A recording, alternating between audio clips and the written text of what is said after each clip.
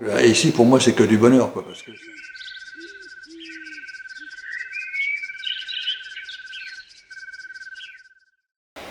Jean-Francis, Bonjour Eric. alors comment tu vas? Bah, écoute, je vais très très bien. Très très bien. J'en suis à mon 23e jour de jeûne. 23e jour. J'avais commencé à jeûner 2 jours avant de démarrer. Ouais, Plus 21 jours ici, ça fait 23. d'accord. Plus encore 2 jours chez moi quand je vais rentrer et je serai à 25. 25 jours. Voilà, C'est 25, ton objectif de faire 25 jours, c'est mon objectif. Et pourquoi fais-tu 25 jours de jeûne?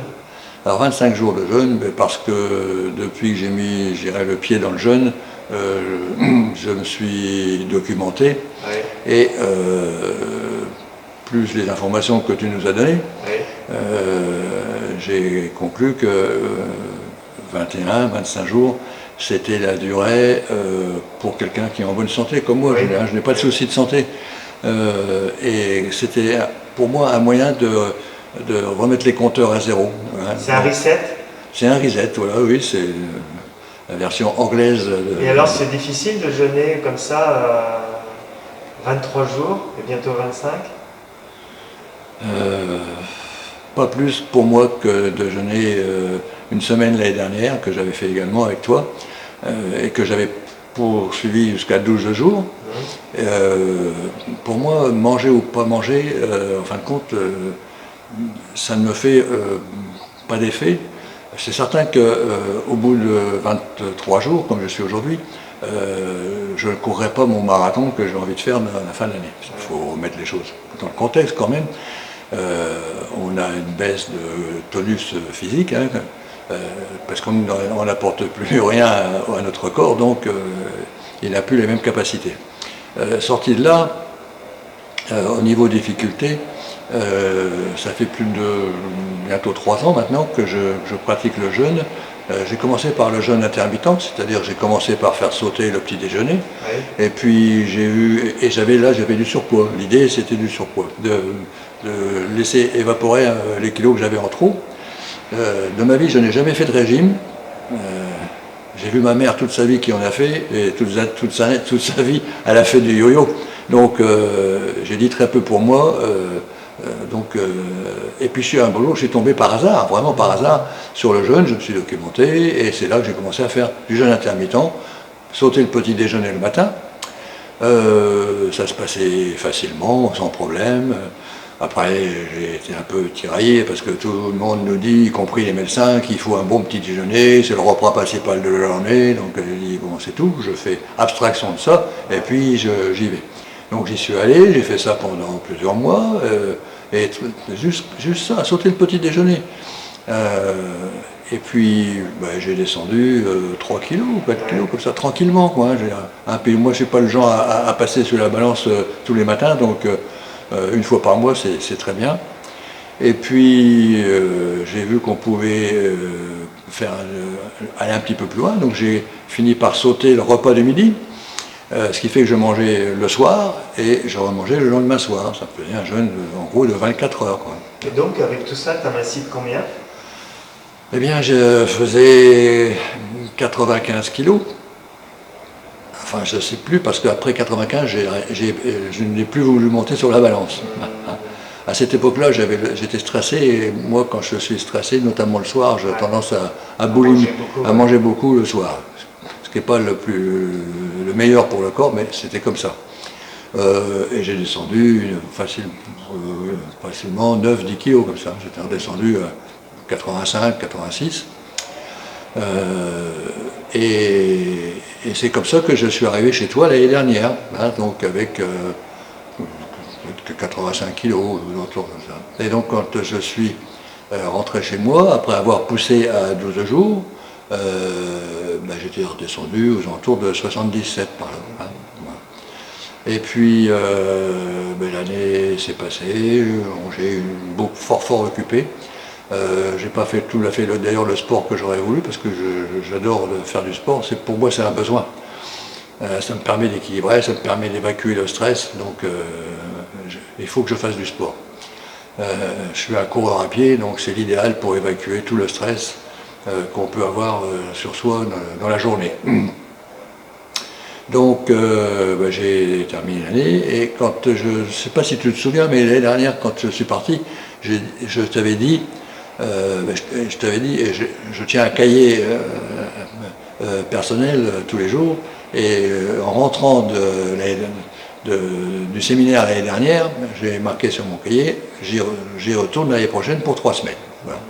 Et donc, puisque j'ai fait ce que j'avais dit, donc je me suis réinscrit chez toi pour ce fameux séminaire-là, ou ce stage, comme on veut, pour 3 semaines. Voilà. Et me voici aujourd'hui. Aujourd'hui, tu fais quel poids 60, yes. J'étais venu ici dans l'objectif de faire 21 jours, plus à côté, 25 jours, et à avoir 75 sur la balance. Donc ce matin, j'étais à 75 600. 75 600. Voilà. Donc... Alors est-ce que c'est un jeûne avec des jus? Est-ce que c'est un jeûne où tu manges le soir? Ou c'est comment ton jeûne de 25 jours? Ah, mon jeûne de 25 jours, c'est... Je mange de l'eau le matin, je mange de l'eau le midi et je mange de l'eau le soir. C'est que de l'eau alors? Ouais, c'est que de l'eau. Il n'y a pas de jus, il n'y a pas non. de... Voilà. Ce matin, je suis allé à la soupe populaire, c'est-à-dire aux jeûneurs qui recommencent à remanger. Enfin, remanger, c'est une soupe légère. Et donc, pour être avec les autres, je suis allé prendre une cuillère de soupe. Et quand j'ai sorti la cuillère de la bassine, c'était même une petite demi-cuillère. Donc et je l'ai mâché, je l'ai digéré, enfin je l'ai apprécié. Et donc, et puis c'est descendu. C'était bon, bien. Hein, et ça te fait quel âge maintenant j'ai passé mes 73.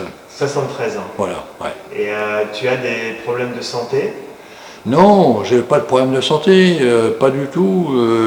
Quelques problèmes, c'est plus de mécanique. J'avais des soucis. Alors quand je suis arrivé, j'avais une tendinite. T'es arrivé avec une tendinite? Je suis arrivé avec une tendinite. Et je repars, je n'ai plus de tendinite, elle doit être dans l'eau, là, au bord de la mer, j'ai essayé. Et tu avais de l'hypertension? Ouais, j'étais plus psychologique que physique parce que j'étais à 14, 14 quoi. 73 ans, ça va quoi. Ouais, et comme j'avais l'habitude d'être à 12-13, et là j'ai fait, quand j'étais tous les 21 jours que j'ai passé ici, j'étais 12-7, 12-7, 12-7. De temps en temps, je faisais une pointe à 13-7. J'ai jamais retapé 14. Donc, et je prenais, parce que je pense que comme j'étais un petit peu inquiet de ma tension, j'avais été voir mon médecin qui m'avait donné une petite pilule à prendre tous les jours, moi très très légèrement dosée, c'était le minimum qu'il pouvait me donner. Et bien entendu, quand je suis venu avec ma boîte de pilules, je l'ai posée sur l'étagère, et ce matin, je l'ai remis dans mon sac, et je n'en ai pas pris une pendant ça. Et je pense que si j'arrive à... Pour moi, c'est le sport, il faut que je reprenne du sport. Si je reprends le sport, je continue le sport, parce que j'ai quand même toujours fait, même quand j'avais pas beaucoup de temps, j'arrive toujours à glisser 1 heure par-ci, 1 heure par-là. Si je maintiens à faire du sport, je pense que je n'ai pas besoin de prendre de médicaments pour ma tension. Et on est au mois de février. Oui. La mer est à combien? Alors, tu dis ça parce que tu sais que j'ai été plongé ma tête dans l'eau. Oui, c'est pareil, je suis quelqu'un que j'aime bien me lancer des défis. Et donc j'ai dit je vais aller faire un tour dans l'eau parce que je me suis déjà baigné avec ma chérie à 14-15 degrés dans l'eau. Et donc je me dis, après, il ne doit pas y avoir une grande différence. Bon. Effectivement, après, on ne peut pas mesurer les 3 ou 4 degrés de différence qu'il y avait, et l'eau était à 10 degrés. Quand j'ai mis ça sur Facebook, il y en a qui m'ont dit que j'avais fait de la cryothérapie. Et la surprise que j'ai eue, c'est parce qu'on n'a pas l'habitude de se baigner dans des eaux aussi froides, et j'avais emmené la serviette, et mon souci c'était d'avoir peur d'attraper froid en sortant. Et en fin de compte, quand je suis sorti de l'eau, j'ai senti de la chaleur autour de moi, j'ai mis la serviette, je ne me suis même pas essuyé, je suis rentré tranquillement, j'ai été prendre ma douche, et voilà. Et donc j'étais content parce que j'avais été... En deuxième semaine de jeûne. En deuxième semaine de jeûne. Donc tu as été dans la mer à 10 degrés. À 10 degrés, oui. Voilà. Ouais. Bah, bravo. Ouais, bon, j'ai pas l'impression d'avoir réussi, fait un exploit extraordinaire. C'était plus vis-à-vis de moi. C'était pas pour faire le fanfaron, d'ailleurs. Je pense qu'il y en a quelques-uns qui m'ont vu, mais ils n'étaient pas très nombreux. Quoi, donc, Très bien. Et alors ces 3 semaines de jeûne, comment ça, tu les as vécues? Ça a été long, ça a été pénible Non, c'est parce que c'est déjà fini. C'est déjà fini. Alors je sais bien, je l'ai dit hier soir à ma femme au téléphone, je suis impatient de rentrer chez moi pour le serrer dans mes bras. Et puis d'un autre côté, je quitte un groupe dans lequel on avait un bon groupe, bon, les derniers aussi, donc c'est très bien. Je quitte un groupe qui était sympa, et ben il va y avoir une cassure, quoi. Hein, ouais. hein, c'est un peu, c'est comme ça. On a créé des relations, on a quelques affinités, hein, avec un peu plus avec certains avec d'autres, quoi. Mais non, c'était un très bon groupe, et donc je suis d'un côté un peu triste quand même de vous quitter tous. Et puis pour revenir au stage lui par lui-même, tu sais que je suis quelqu'un qui veut tout savoir, qui veut toujours apprendre. Oui, j'ai vu que tu voulais apprendre beaucoup de choses. Ah oui, oui. Et donc, et ici, pour moi, c'est que du bonheur, quoi, parce que c'est un domaine que je ne connais pas. Moi, je suis du bâtiment. Si tu veux me poser des questions du bâtiment, on va passer 2 heures ou 3 heures, mais c'est pas le titre. Et donc, sur tout ce qui est cette partie naturopathie, diététique, et puis tout ce qui est développement personnel, pour moi, je suis un mordu de développement personnel. Pour moi, j'ai toujours dit, on peut toujours progresser, et donc progresser à l'extérieur de soi, à l'intérieur de soi, on peut toujours progresser. Donc, ben, j'en ai pris plein la tête. J'ai pas tout retenu, donc il faudra que j'en revienne. Et effectivement. Tu as retenu ton chemin de vie? Oui, j'ai retenu mon chemin de vie. Alors, je l'ai pas. C'est quoi en numérologie? Je suis à 25-7. 25-7. Et le hasard fait que ma femme est aussi une 25-7. Ah oui, rigolo. Hein. Ouais, c'est comme ça. Et donc, oui, j'ai encore appris plein de choses au niveau diététique, bio, nourriture. On a fait un peu le tour des problèmes physiques des personnes, les maladies, les fibromyalgie, on a parlé des cancers, tout ça. Je sais que ça ne doit pas être facile pour toi de communiquer sur les cancers parce que c'est un couteau à double tranchant. Hein.